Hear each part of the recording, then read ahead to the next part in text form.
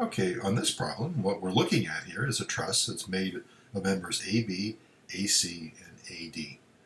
The cross-sectional area for the members are a bit different. A2 and A3 are the same, and A1 is twice that size. The Young's modulus for each member is the same at E.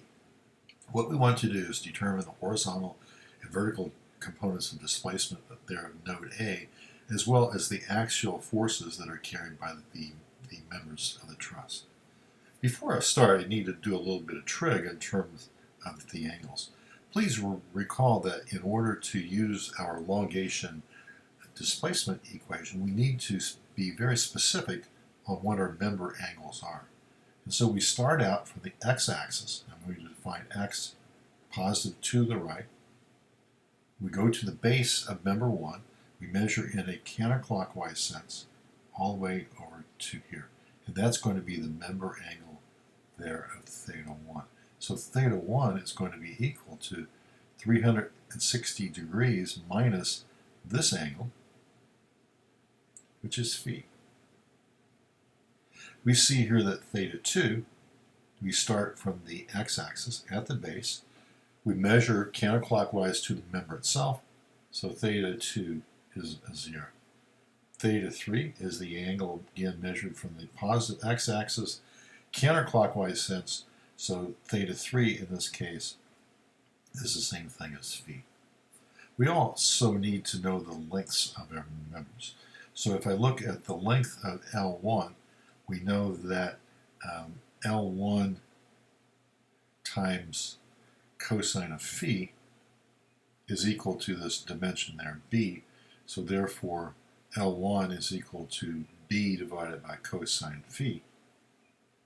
And likewise, the length of member 3, L cosine of phi, is also equal to b. So L1 and L3 are the same. They're equal to that dimension there, b divided by cosine of the angle phi. And I guess I need to write down that L2 is that dimension of b. Okay, so now I'm ready to roll. I'm going to start out with my step 1, which is always looking at equilibrium. We try to get as much information from equilibrium as we can.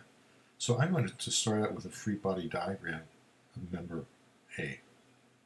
I have applied force F. I have member force there of F2. I have member force of F3. And I have member force of F1. Angle phi. Angle phi. When I look at joint A, member of the node A, when I sum forces in x, what I have here is going to be F1 cosine phi in the negative x. I have minus F2, I have minus F3 cosine of phi, and a positive F, and that's equal to a 0. When I sum forces in y, what I have here is F1 sine phi minus F3 sine phi, and that's it. So something you may have been able to think about from inspection is the F1 and F3 are the same. But whatever that result was, we have two equations, but yet we have three unknowns. So we have three unknowns in our two equations. So that is a sign for us. It says it's indeterminate. Indeterminate simply means that we need to look at displacements in order to be able to calculate our member forces of this truss. So we'll write down our elongation equations. The elongation equations are going to be E1 is going to be equal to load F1 L1 divided by EA1, and E2 is going to be equal to F2 L2 divided by EA2, and the member force F3 multiplied by the member length L3 divided by EA3 gives us the elongation there for member 3. So we have now 5 equations, but unfortunately we still have 6 unknowns. So what we need to do is come up with what we have been calling our compatibility. And what compatibility means is we need to link up the elongations that we have in the members back up to displacement information. So what we will use are our truss equations. The truss equations say that the elongation of 1 is equal to the horizontal displacement, and that is not of C, but it's of A times cosine of theta 1 plus VA sine theta 1. And then I have E2, which is equal to UA cosine theta 2 plus VA sine theta 2. And E3, which is equal to UA cosine theta 3 plus VA sine theta 3. So we have our 3 angles. We define those from the start. And so we have these relationships. We got 6 and 7 and 8 there. So keep in mind that E1 we saw was given by the elongation equation above. We got the same thing for E2 and E3. So what we've done is we have picked up 3 more equations. So we have 8 equations altogether. We had 3 unknowns from the beginning. We had 3 additional unknowns from our elongation equations, and here we pick up 2 more. And the good news is that when we get ready to solve this, we have 8 equations and 8 unknowns. We won't take you all the way through that as a solution, but what we will do is we'll show you, or we'll talk about what steps you might go through. If I combine equations 3 through 8, what I have here is F1L1 EA1 is equal to UA cosine of theta 1 plus VA sine theta 1. And then I have F2L2 over EA2 is equal to UA2 cosine of theta 2 plus VA sine theta 2.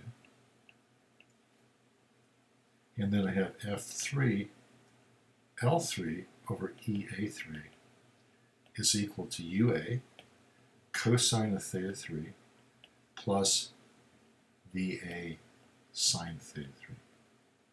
We can make a little bit of a simplification here because theta 2 we said was a 0. So cosine becomes a 1 and sine is a 0. So that slightly simplifies what we have there from our second equation. So what we're down to now is, if I call this equations 9, 10, and 11, if we solve those 3 equations at the bottom with our 2 equations at the top, what we have are now we're down to 5 equations and 5 unknowns.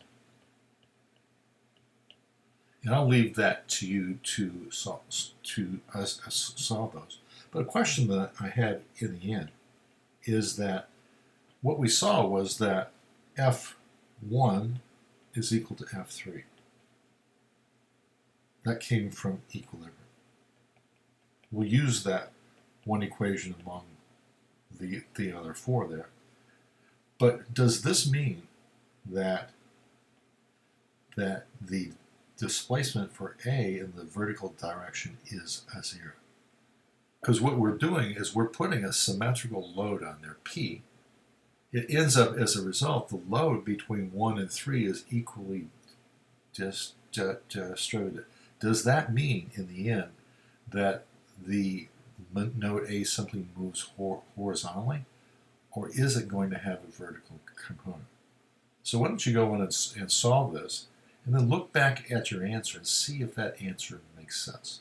So focus in on, does VA equal to 0? So in summary, what we have here is a problem which is indeterminate, not unsolvable. It just says that for equilibrium, in order to solve for the reactions of the internal loads in this case, we need more than equilibrium. We had from equilibrium only 2 equations.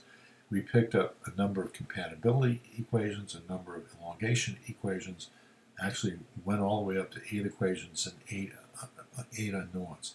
And what makes indeterminate problems more difficult than determinate ones is we need to solve those 8 equations all together, simultaneously. Whereas if it were determinate, you could solve for equilibrium first and then solve for displacements.